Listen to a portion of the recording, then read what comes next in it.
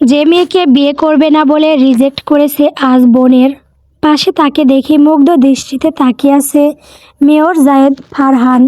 শহরের প্রভাবশালী মেয়র, যার এক ইশারায় পুরো প্রশাসন চলে, আর সে নিজের দৃষ্টির ওপর নিয়ন্ত্রণ হারিয়ে ফেলেছে। জায়েদের গম্ভীর চেহারায় আজ দম্ভের বদলে খেলা করছে এক অদ্ভুত অস্থিরতা। আগ্নেয়গিরির মতো তীক্ষ্ণ চোখ দুটো আজ শান্ত, কিন্তু তাতে এক তীব্র তৃষার্ত ব্যাকুলতা। তার সেই অবাধ্য দৃষ্টি আজ নিজের বোনের পাশে দাঁড়ানো মেয়েটির মায়াবী হাসিতে আষ্টেপৃষ্ঠে আটকে পড়েছে।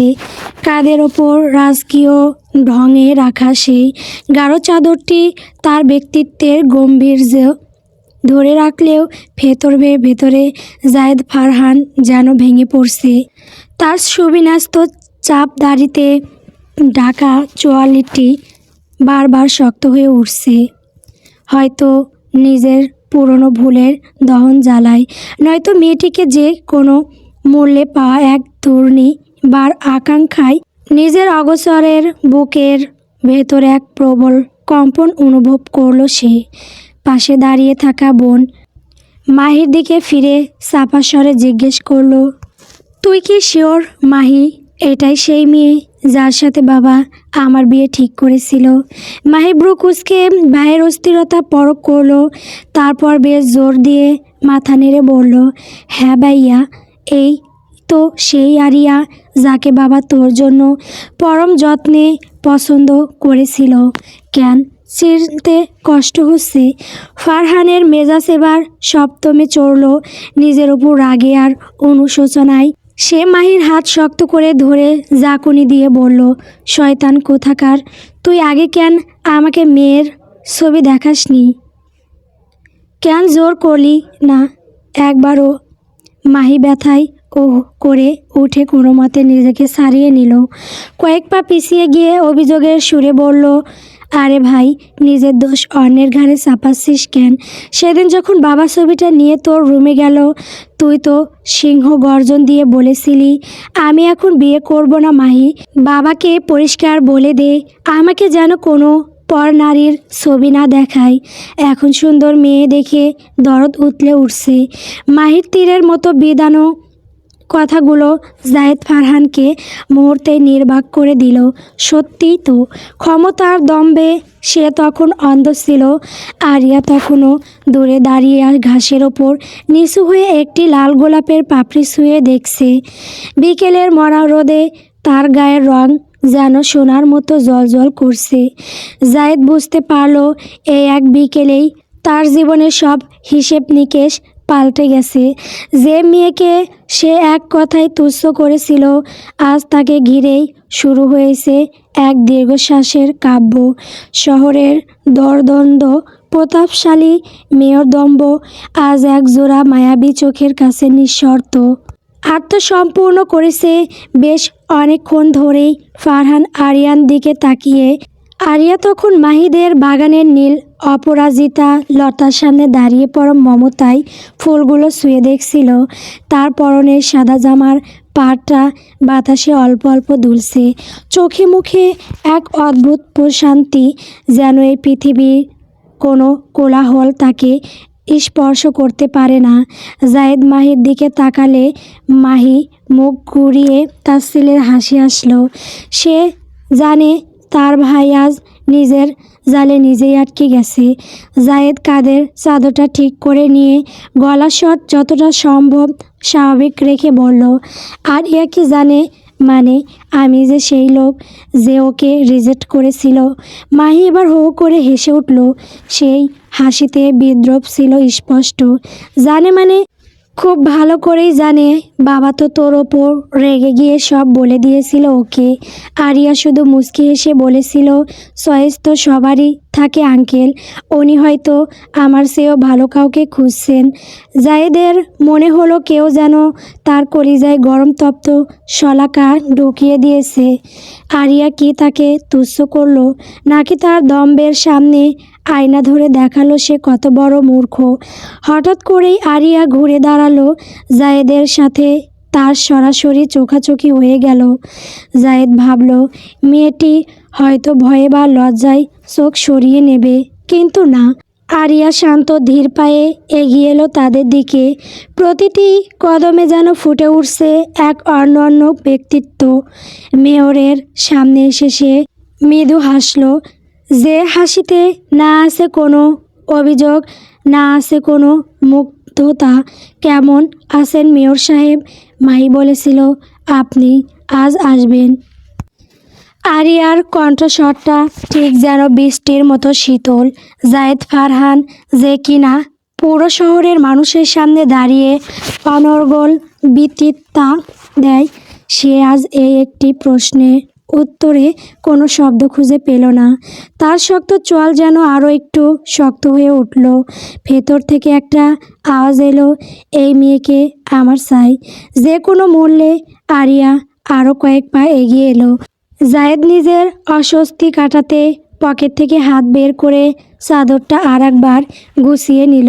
সে গলা ঝেড়ে বলতে চাইল আমি আসলে তখন, কিন্তু তাকে থামিয়ে দিয়ে আরিয়া মাহিকে উদ্দেশ্য করে বলল, মাহি, তোর ভাইয়া তো বেশ ভারী মানুষ। শুনেছি উনি নাকি খুব ব্যস্ত থাকেন। সাধারণ মানুষের ছবি দেখার মতো সময় ওনার নেই। আজ হঠাৎ এই অরণ্যের রোদন কেন? কথাটা সরাসরি জায়েদের কলিজায় গিয়ে বিঁধল। আরিয়া তাকে সাধারণ মানুষের ছবি বলে পরোক্ষভাবে সেই প্রত্যাখ্যানের খোঁচাটা দিল। জায়েদ বুঝতে পারল এই মেয়েটির ধাঁধালো কথাগুলো তার বন্দুকের গুলির চেয়েও বেশি শক্তিশালী। জায়েদ নিজের দম্ভ বিসর্জন দিয়ে আরিয়ার দিকে এক পা এগিয়ে গেল। তার কণ্ঠস্বর এখন অনেকটাই নিচু, যাতে মাহির কানে সবটা না পৌঁছায়। ভুল মানুষেরই হয় আরিয়া। আমি হয়তো সেদিন ভুল দরজায় কড়া নেড়েছিলাম, কিন্তু আজ বুঝতে পারছি সেই দরজাটা আসলে হীরা দিয়ে বাঁধানো ছিল। আরিয়া এবার এক চিলতে বাঁকা হাসল। তার সেই হাসিতে বিদ্রূপের ছোঁয়া। হীরা চেনার জন্য জহুরি হতে হয় মেয়র সাহেব, কেবল ক্ষমতা থাকলেই হয় না। যাই হোক, আপনাদের ভাই বোনের আড্ডায় আমি আর ডিস্টার্ব না করি। মাহি, আমি ভেতরে যাচ্ছি। আরিয়া চলে যাওয়ার পর জায়েদ পাথরের মতো দাঁড়িয়ে রইল। তখনই মাহি পাশ থেকে ফিসফিস করে বলল, ভাইয়া, মাছ তো বড়ই শক্ত, বড়শি ফেললেই যে ধরা দেবে এমনটা মনে হচ্ছে না কিন্তু। জায়েদ এবার মাহির দিকে ফিরে তাকালো। তার চোখে তখন এক নতুন সংকল্প। সে দাঁতে দাঁত চেপে বলল, জায়েদ ফারহান যখন কোনো কিছুর ওপর হাত রাখে সেটা তার হবেই, তা সেটা এই শহর হোক কিংবা আরিয়া। ও যদি আগ্নেয়গিরি হয় তবে আমি হিমবা হয়ে ওকে শান্ত করব। এই গণ্ডগোল আমি শুরু করেছি ঠিকই, কিন্তু শেষটা হবে আমার মনের মতোই। ড্রয়িং রুমের সোফায় বসে জায়েদ বারবার নিজের হাতের ঘড়িটার দিকে তাকাচ্ছে। আধা ঘন্টা পার হয়ে গেছে। আরিয়া ভেতরে গেছে আর আসেনি। মাহি ঘরের এক কোণে বসে ভাইয়ের এই ছটফটানি খুব সূক্ষ্মভাবে পর্যবেক্ষণ করছে। সে আড়ালে মুখ টিপে হাসছে। জায়েদ নিজের মেয়রের গম্ভীর্য ধরে রাখার প্রাণপণ চেষ্টা করলেও কার্পেটের ওপর তার পায়ের অস্থির টোকা দেওয়াটা কিছুতেই থামাতে পারছিল না। মাহি নিস্তব্ধতা ভেঙে রহস্যময়ী হেসে বলল, চা আসছে ভাইয়া, একটু ধৈর্য ধর। আরিয়া নিজ হাতে চা বানাচ্ছে তোর জন্য। আরিয়া নামটা কানে যেতেই জায়েদ খানিকটা সোজা হয়ে বসল। মনের ভেতরে এক নাম না জানা আনন্দের হিল্লোড় বয়ে গেলেও মুখে সে ভাবলেশীনতা ফুটিয়ে তুলল। ভ্রু কুঁচকে প্রশ্ন করল, ও চা বানাচ্ছে, তুই কেন ওকে পাঠালি? বাড়িতে কি লোকজনের অভাব পড়েছে? মাহি সোফায় আরাম করে হেলান দিয়ে বলল, আরিয়া আমাদের মেহমান হতে পারে, কিন্তু ও খুব ঘরোয়া মেয়ে। ও নিজ থেকেই বলল যে মেয়রের জন্য আজ স্পেশাল এলাচি চাই ওই বানাবে। ঠিক সেই মুহূর্তে ট্রে হাতে ড্রয়িং রুমে আরিয়া প্রবেশ করলো। আরিয়ার ট্রেটা টি টেবিলের ওপর রাখলো। জায়েদ তীক্ষ্ণ নজরে খেয়াল করলো মেয়েটি তার দিকে একবারও তাকাচ্ছে না। অত্যন্ত নিখুঁতভাবে সে কাপে চা ঢালছে। জায়েদ আর থাকতে না পেরে গলার স্বর কিছুটা গম্ভীর করে বলল, শুনলাম আপনি নাকি আমার জন্য স্পেশাল চা বানাচ্ছেন। আরিয়া কাপটা জাহিদের দিকে এগিয়ে দিল। তার শান্ত চোখের পাতায় কোনো কম্পন নেই। শীতল স্বরে জবাব দিল, বিশেষ মানুষের জন্য বিশেষ কিছু করতে হয় মেয়র সাহেব। আপনি তো আর সাধারণ কেউ নন। আপনার সময় যেমন দামি, আপনার রুচিও নিশ্চয়ই অনেক আকাশ চুম্বী। জাহিদ বুঝল এই সৌজন্যের মোড়কে আরিয়া আসলে তার পুরনো প্রত্যাখ্যানের বিষ দাঁতটি ফুটিয়ে তুলছে। জাহিদ চায়ের কাপে প্রথম চুমুক দিয়েই থমকে গেল। চায়ের স্বাদ জঘন্য রকমের তিতকুটে, অতিরিক্ত চা পাতা আর আদার উৎকট স্বাদে চাটা পানের অযোগ্য। মাহি পাশ থেকে উৎসুক হয়ে জিজ্ঞেস করলো, কেমন হয়েছে ভাইয়া? জাহিদ আরিয়ার চোখের দিকে তাকালো। সেখানে এক লহমার জন্য এক বিজয়ী তৃপ্তি খেলে যেতে দেখল সে। জাহিদ মুহূর্তেই নিজেকে সামলে নিল।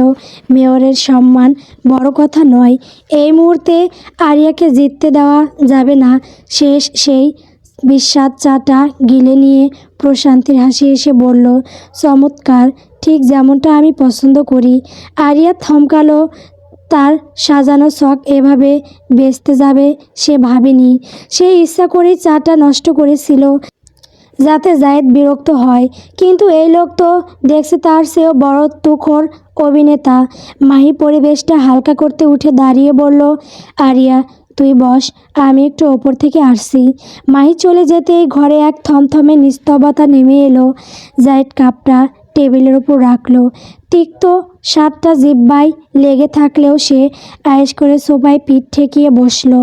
আরিয়া উল্টো দিকের সোফায় গিয়ে বসলো।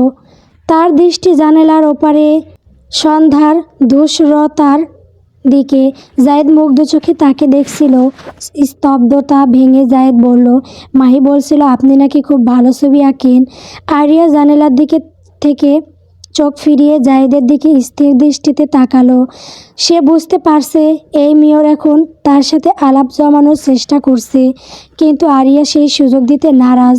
সে উঠে দাঁড়িয়ে বলল, অনেক দেরি হয়ে গেছে, মা টেনশন করবে, আমি এখন যাই। জাহিদও তড়িৎ গতিতে উঠে দাঁড়ালো। আর একটু বসুন, মানে মাহি এসে খুঁজবে তো, তাই বললাম। মাহিকে না হয় আপনি বলে দেবেন যে আমি চলে গেছি। আরিয়া দ্রুত পায়ে দরজার দিকে হাঁটা দিল। জাহিদ তার পিছু পিছু গেল। মরিয়া হয়ে বলল, আমি কি আপনাকে ড্রপ করে দেব? আরিয়া থমকে দাঁড়িয়ে ঘাড় ঘুরিয়ে তাকালো। কপালে 3টি বাজ ফেলে বলল, আসার সময় কি আপনি আমাকে নিয়ে এসেছিলেন? না। জাহিদ থতমত খেয়ে গেল। তো আরিয়া আর এক মুহূর্ত নষ্ট না করে গেটের দিকে চলে গেল। জাহিদ বিমূঢ় হয়ে দাঁড়িয়ে রইল। সে বিড়বিড় করে নিজেকেই বলল, আহ, এই মেয়ে মনে হয় আমাকে অপমান করে গেল। মেয়র জাহিদ ফারহানকে সরাসরি অপমান। ওকে ফাইন আরিয়া, আমারও দিন আসবে। জাহিদ পকেট থেকে ফোন বের করে তার বিশেষ বিশ্বস্ত পিএকে কল করলো। ওপাশ থেকে কল রিসিভ হতেই জাহিদ আদেশের স্বরে বলল, কাল সকাল 10টার মধ্যে আরিয়ার বর্তমান ঠিকানা, ওর পড়াশোনার সব তথ্য আর ওর সারাদিনের রুটিন, ও কাদের সাথে মিশে কী করে, সব আমার টেবিলে চাই। এক চুল যেন এদিক সেদিক না হয়, মনে থাকে যেন। মেয়র জাহিদ ফারহানের বিশাল অফিসের শীতাতপ নিয়ন্ত্রিত ঘরে এখন এক পিনপিতন নিস্তব্ধতা। জাহিদ তার দামি ইজি চেয়ারে হেলান দিয়ে হাতে থাকা ফাইলটার দিকে তাকিয়ে আছে। ফাইলের ওপর জ্বলজ্বল করছে একটি নাম, আরিয়া আহসান। পাশে ছোট করে লেখা, বয়স 22 বছর। জাহিদ ফাইল থেকে চোখ সরিয়ে তার সামনে দাঁড়িয়ে থাকা বিশ্বস্ত পিএ আশরাফের দিকে তাকালো। আরিয়া আহসান ভার্সিটি, আরে আশরাফ, এটা তো মাহিরি ভার্সিটি। তার মানে তাদের বন্ধুত্বের শেকড় ওখানে। অথচ দেখ, ওই শয়তান মেয়েটা আমাকে একবারের জন্যও বলেনি যে আরিয়া ওর এত কাছের বন্ধু। সব তথ্য গোপন করে গেছে। কথাটা বলে জাহিদ আবারও ইজি চেয়ারে দুলতে দুলতে ফাইলের সাথে পিন করা আরিয়ার ছবিটার দিকে এক দৃষ্টিতে তাকিয়ে রইল। এদিকে আশরাফ যে বেচারা দর দর করে ঘামছে, মনে মনে সে তার বসের গোষ্ঠী উদ্ধার করতে ব্যস্ত। সে বিড়বিড় করে ভাবল, হ্যাঁ তা কেন, আপনার বোন আপনাকে বলবে। আপনারা দুই ভাই বোনই তো আস্ত একটা শয়তান। সারাক্ষণ কিভাবে আমার অবস্থা করুণ করা যায় সেই ফন্দি তো আটেন। এখন আবার নতুন করে কার জীবন অতিষ্ঠ করার প্ল্যান হচ্ছে কে জানে। জায়েদ হঠাৎ দুলিনি থামিয়ে তীক্ষ্ণ চোখে আশরাফের দিকে তাকিয়ে প্রশ্ন করল, ও তুই নিচু স্বরে কিছু বললি নাকি? আশরাফ আকাশ থেকে পড়ার ভান করে জিভ কেটে বলল, না না স্যার, আমি বলছিলাম যে বিরোধী দল কিন্তু আপনার বিরুদ্ধে আবারও নতুন কোনো বড় ষড়যন্ত্রে জাল বুনছে। জায়েদ একটা তাচ্ছিল্যের হাসি আসলো, হাত দিয়ে ফাইলটা টেবিলের ওপর সজোরে রাখলো। ষড়যন্ত্র কোনটা? সেই বুড়োটা নাকি? না স্যার, এবার আহনাব ভাই। আহনাব নামটা শোনা মাত্র জায়েদ সোজা হয়ে বসলো। তার চোয়াল শক্ত হয়ে উঠল। রাজনীতির ময়দানে এই আহনাব তার চিরশত্রু। প্রতিটি পদক্ষেপে জায়েদকে টেক্কা দেওয়ার চেষ্টা করে সে। জায়েদ বিরক্তিতে কপালে হাত দিয়ে বলল, ওই ইঁদুরটার কথা এখন বলিস না তো। সকাল সকাল মুডটা নষ্ট করতে চাইছি না। গাড়ি বের কর। আশরাফ অবাক হয়ে জিজ্ঞেস করলো, কেন স্যার, বিশেষ কোথাও যাবেন নাকি? জায়েদ উঠে দাঁড়িয়ে গায়ের চাদরটা ঠিক করতে করতে বলল, বাসায় যাব। ডিয়ার ডেডের সাথে একটা জরুরি কথা আছে।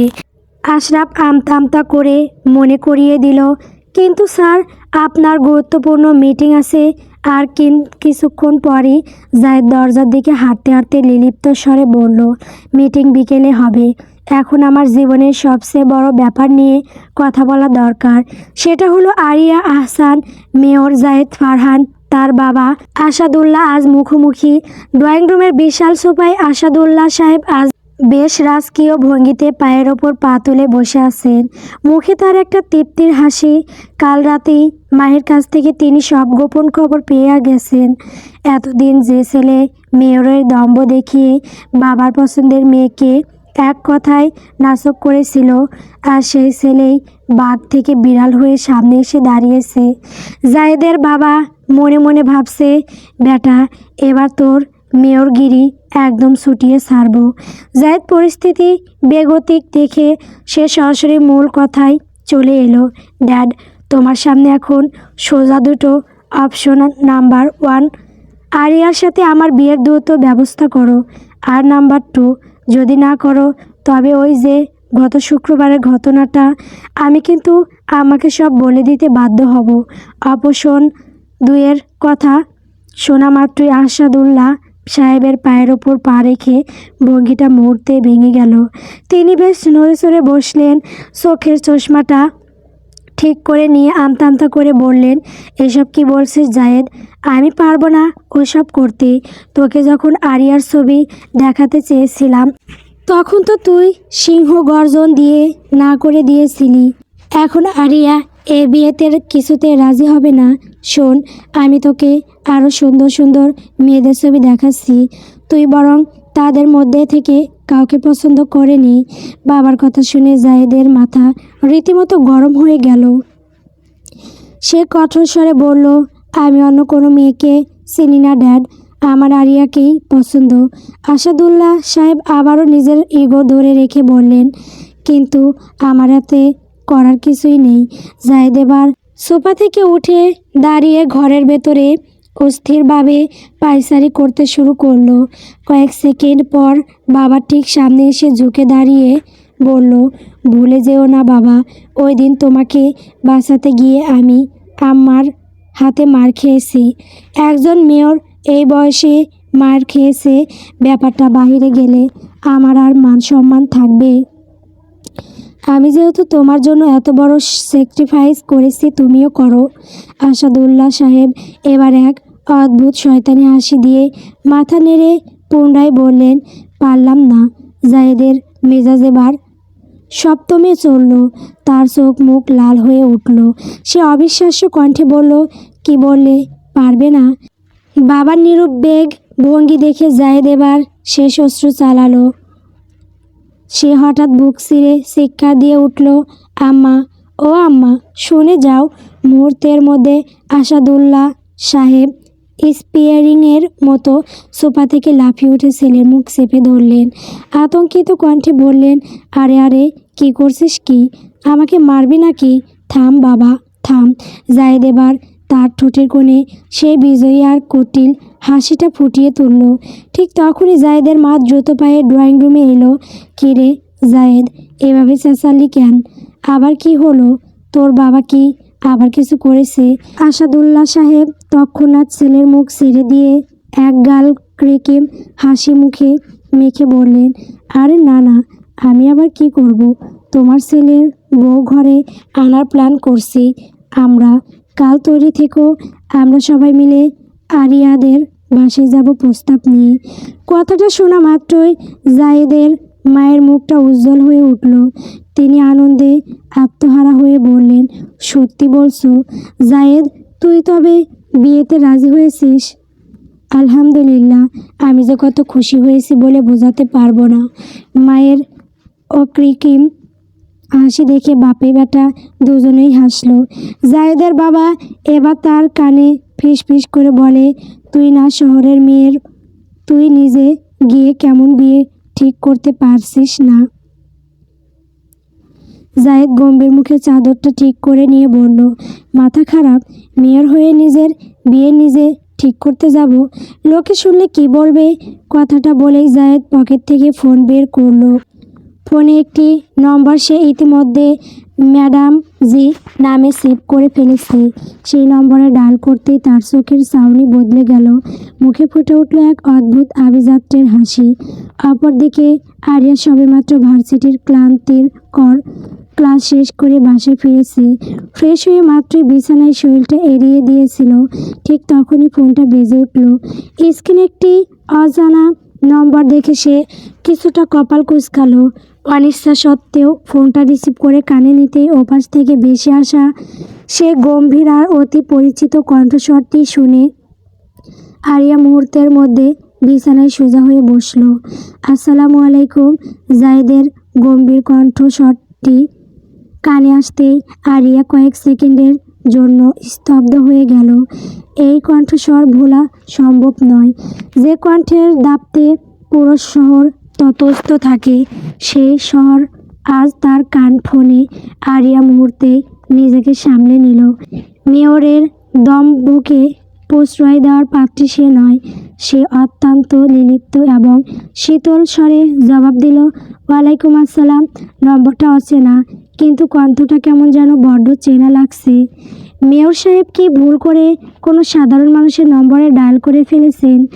জায়েদ জানালার ওপাশে রাতের শহরের আলোকসজ্জার দিকে তাকিয়ে মৃদু হাসল। আরিয়ার প্রতিটি কথা তার বুকে গিয়ে লাগছে এবং এক অদ্ভুত ভালো লাগা কাজ করছে। সে গলার স্বর কিছুটা নরম করে গভীর আবেশে বলল, ভুল দরজায় কড়া নাড়া আমার পুরনো অভ্যাস আরিয়া, সেটা তো আপনি ভালো করেই জানেন। তবে আজকের কলটা একদম সঠিক ঠিকানাতেই এসেছে। আমি ভুল করিনি। আরিয়া দমবার পাত্রী নয়।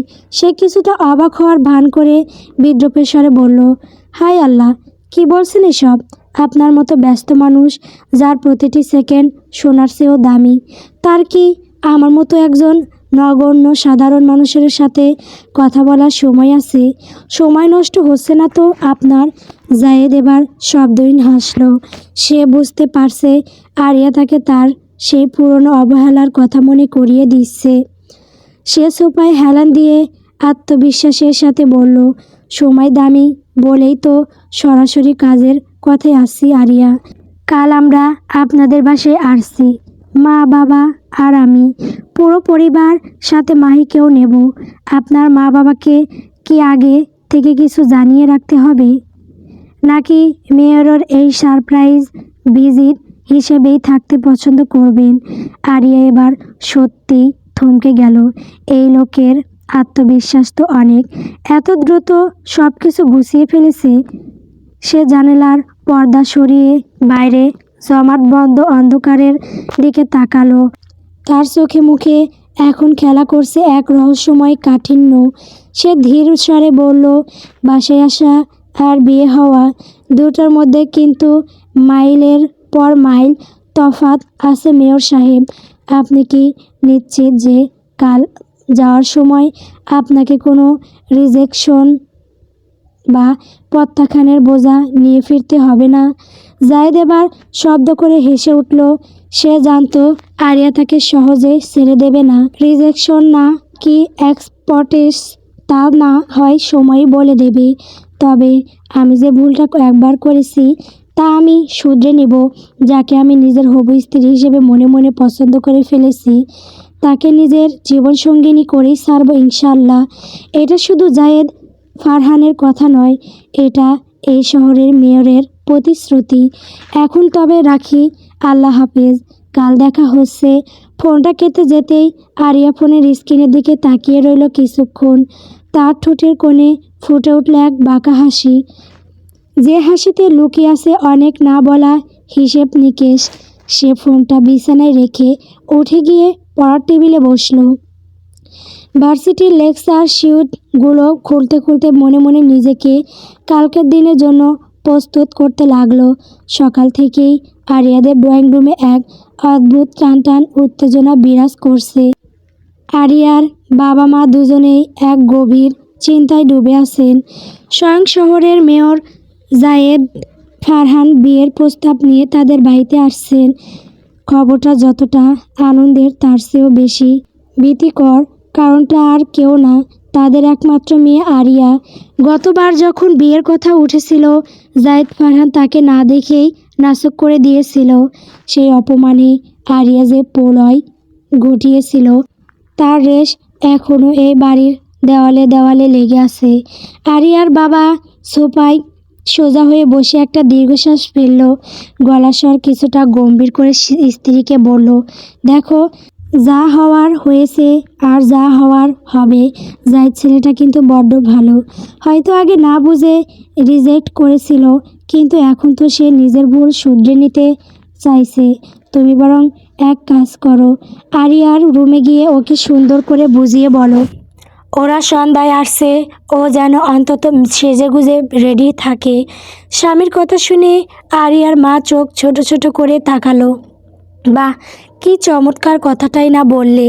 তা নিজে গিয়ে কেন বলছো না তোমার আদরের মেয়েকে? বলে যেও না ও তোমারই রক্ত, জেদটাও একদম তোমার মতোই পেয়েছে। আমি বাবা পারবো না ওই মেয়ে আর মেয়রের মাঝখানে পড়ে ঝাড়ি খেতে। এই স্ত্রীর পাল্টা জবাবে আরিয়ার বাবা দমে গেল না, বাধ্য হয়ে উঠে দাঁড়িয়ে বলল, ঠিক আছে, ফাইন, চলো দুজনেই একসাথে গিয়ে ওকে বোঝাই। আমাদের মেয়ে অন্তত আমাদের কথা তো ফেলবে না। আরিয়ার মা সায় দিয়ে উঠে দাঁড়ালো। তারা পা বাড়াবে আরিয়ার ঘরের দিকে, ঠিক তখনই ঘর থেকে বের হলো আরিয়া। বাবা মা দুজনেই যেন ভূত দেখার মতো চমকে উঠে ঝটপট সোফায় বসে পড়ল। তাদের এই অস্বাভাবিক আচরণ দেখে আরিয়া ভ্রু কুঁচকে তাকালো। সন্দিহান কণ্ঠে আরিয়া জিজ্ঞেস করলো, কি ব্যাপার? তোমরা আমাকে দেখে এভাবে চমকে উঠলে কেন? কিছু হয়েছে? আরিয়ার মা মুখে একটা হাসি ফুটিয়ে আমতা আমতা করে বলল, আরে না না, তুই ঘুম থেকে উঠেছিস, তা রেডি হবি না? ভার্সিটি যাবি না আজ? আরিয়া ধীর পায়ে এগিয়ে এসে মায়ের পাশে সোফায় বসলো।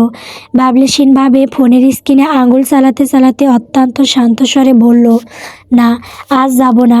বিকেলে আমাকে দেখতে আসবে, তৈরি হওয়ার একটা ব্যাপার আছে না?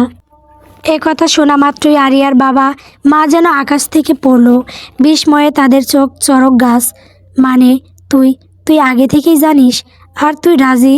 তাদের কথা শেষ হওয়ার আগেই আরিয়া পুনরায় গম্ভীর মুখে উঠে দাঁড়ালো, যেন এটা খুব স্বাভাবিক কোনো বিষয় এমন ভঙ্গিতে বলল, আচ্ছা মা, আজ কি শাড়ি পরলে ভালো হতো?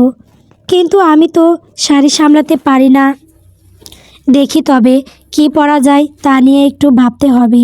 কথাটা শেষ করে আরিয়া ধীর স্থির পায়ে নিজের রুমে চলে গেল। ড্রয়িং রুমে তখন এক নিস্তব্ধ নীরবতা। আরিয়ার বাবা আর মা বিমূঢ় হয়ে একে অপরের দিকে তাকালো। কিছুক্ষণ নীরব থাকার পর তারা একসাথে বলে উঠল, এ কি সত্যি আমাদের মেয়ে? জায়েদ এখন আরিয়াদের ড্রয়িং রুমে বসে, পাশে তার বাবা মা, দুই পরিবারের বড়রা একে অপরের সাথে গল্পে মেতেছেন, হাসাহাসি করছেন। পরিবেশটা বেশ উৎসব মুখর, কিন্তু জায়েদের ভেতরে চলছে এক অন্যরকম দহন। সে বারবার অস্থির হয়ে আরিয়ার রুমের দরজার দিকে তাকাচ্ছে। তার ডান পাটা অবাধ্যের মতো বারবার নড়ছে।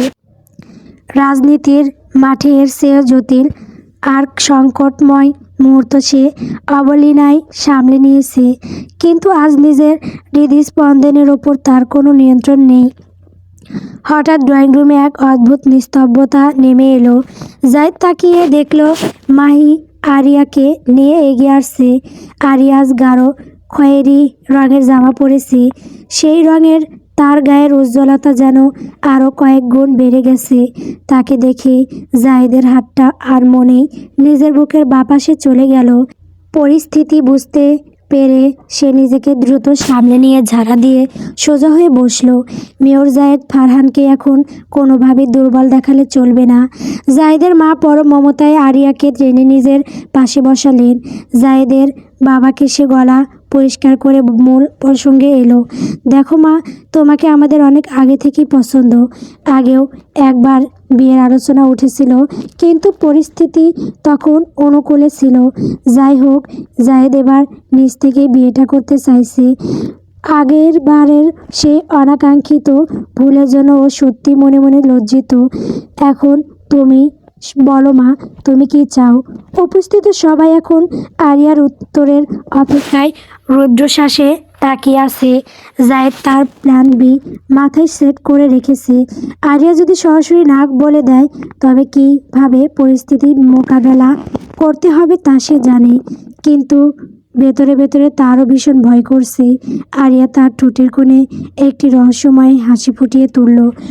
উপস্থিত সবার ওপর একবার দৃষ্টি বুলিয়ে সে অত্যন্ত শান্ত কণ্ঠে বলল, আঙ্কেল, বিয়ে তো কোনো সামান্য ব্যাপার নয়, এটা পুরো জীবনের সিদ্ধান্ত, যা হুট করে নেওয়া যায় না। আপনারা আমাকে বাবার জন্য কিছুটা সময় দিন, আমি সবটা ভেবে পরে জানাবো। আরিয়ার এই উত্তরে ঘরের ভেতর যেন স্বস্তির নিঃশ্বাস বইতে শুরু করলো। অন্তত সে সরাসরি রিজেক্ট করে দেয়নি। জায়েদের বাবাও খুশি মনে বলল, কোনো সমস্যা নেই মা, তোমার যতদিন সময় লাগে তুমি নাও, আমরা তোমার সিদ্ধান্তের অপেক্ষায় থাকব। আরিয়া এবার সরাসরি জায়েদের চোখের দিকে তাকালো। জায়েদও তার দিকেই তাকিয়েছিল। ঠিক সেই মুহূর্তেই জায়েদের ফোনটা তীব্র শব্দে বেজে উঠল। ফোনটা রিসিভ করতেই অপর প্রান্তের কথা শুনে মুহূর্তেই জায়েদের চোয়াল শক্ত হয়ে গেল। মেয়রের গম্ভীর স্বরে সে বলে উঠল, আমি এখনই আসছি।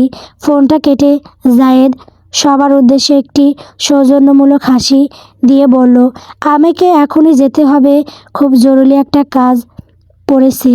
Don't mind. ঘর থেকে বের হওয়ার আগে জায়েদ সকলের আড়ালে আরিয়াকে একটা উইক্স দিয়ে হাসলো।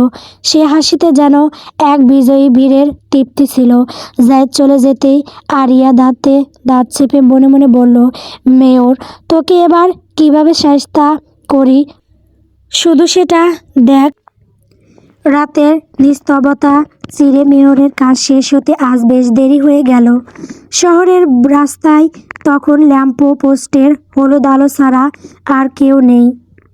জায়েদ আজ তার দামি গাড়িটা ড্রাইভারের জিম্মায় ছেড়ে দিয়ে একাই হাঁটতে শুরু করেছে। রাতের শীতল হাওয়া তার তপ্ত মস্তিষ্কে কিছুটা আরাম দিচ্ছে। হঠাৎ আরিয়াদের বাড়ির সামনে এসে জায়েদের পা দুটো যেন আপনা আপনি থেমে গেল। তার নিজেরও জানা নেই এত রাতে সে এখানে কেন এলো।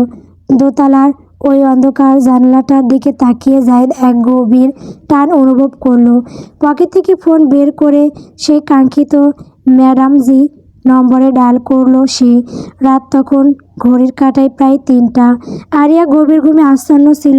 হঠাৎ ফোনের তীব্র শব্দে তার ঘুমটা ভেঙে গেল। চোখ না খুলেই চরম বিরক্তি নিয়ে ফোনটা রিসিভ করে ওপাশ থাকা মানুষটার পরিচয় না জেনে বলে উঠল, হ্যালো, কে? আরিয়ার সেই ঘুমে জড়ানো নেশাক্ত কণ্ঠস্বরটি ফোনের স্পিকার পেরিয়ে সরাসরি জায়েদের হৃৎপিণ্ডে গিয়ে আঘাত করলো। জায়েদ যেন নিজের ওপর নিয়ন্ত্রণ হারিয়ে ফেলল। রাস্তার ধারে দেওয়ালটায় পিঠ ঠেকিয়ে এক হাত বুকের ওপর রেখে সে ও দাঁত গলায় গাইতে শুরু করলো, পরাণ যায় জ্বলিয়া রে, পরাণ যায় জ্বলিয়া রে। জায়েদ নিজের আবেগে এতটাই মশগুল ছিল যে সে ভুলে গিয়েছিল এটা একটা আবাসিক এলাকা। ঠিক তখনই পাশের বাড়ির জানালা দিয়ে এক মহিলা আর্তচিৎকার করে উঠলেন, ওরে কার কি জ্বলে গেল রে, তোরা তাড়াতাড়ি উঠ, আগুন লাগলো রে। মহিলার গণবিদারী চিৎকারে জায়েদ ফারহাদের রোমান্টিক ঘোর মুহূর্তেই কেটে গেল। সে তৎমত খেয়ে দ্রুত সেখান থেকে সরে আসতে শুরু করলো। হাঁটতে হাঁটতে বলতে লাগলো, দূর, মেয়র হয়েও পড়েছি মহাবিপদে। এই পাবলিকের জ্বালায় মানুষ একটু মনের ফিলিংসটা প্রকাশ করতে পারবে না, শান্তি নেই। ওদিকে ফোনের ওপাশে আরিয়ার ঘুম তখন কর্পূরের মতো উড়ে গেছে। ওপাশে ঘটে যাওয়ার প্রতিটি নাটকীয় মুহূর্ত তার কানে পরিষ্কার পৌঁছেছে। তার দম ফেটে হাসি আসছে, হাসতে হাসতে পেটে খিল ধরার দশা। বিছানায় গড়াগড়ি খেয়ে বালিশে মুখ গুজে সে কোনো মতে নিজের হাসির শব্দ চেপে রাখার চেষ্টা করছে। জায়েদ নিরাপদ দূরত্বে গিয়ে আবারও ফোনটা কানে নিয়ে অত্যন্ত গম্ভীর স্বরে, যেন কিছুই হয়নি এমনভাবে বলতে শুরু করলো, হ্যালো, হ্যালো আরিয়া, শুনতে পাচ্ছেন? হ্যালো। ওপাশ থেকে কোনো সাড়া না পেয়ে জায়েদ বিরক্ত হয়ে কলটা কেটে দিল। জায়েদ কল কাটতেই আরিয়া আর নিজেকে সামলাতে পারল না। অন্ধকার ঘরে খিলখিল করে শব্দ করে হেসে উঠল সে। হাসতে হাসতে চোখের কোণে পানি চলে এসেছে তার। ওহ আল্লাহ, এটা আবার মেয়রের কোন রূপ দেখলাম। পরাণ যায় জ্বলিয়া রে, সিরিয়াসলি? গল্প মেয়র সাহেব। বন্ধুরা, গল্পটি কেমন হয়েছে কমেন্ট করে বলবেন। পরবর্তী পর্ব পাওয়ার জন্য অবশ্যই আমার চ্যানেলটিকে সাবস্ক্রাইব করবেন। সাবস্ক্রাইব করলে গল্প দেওয়া হবে, তাছাড়া দেওয়া হবে না। ধন্যবাদ।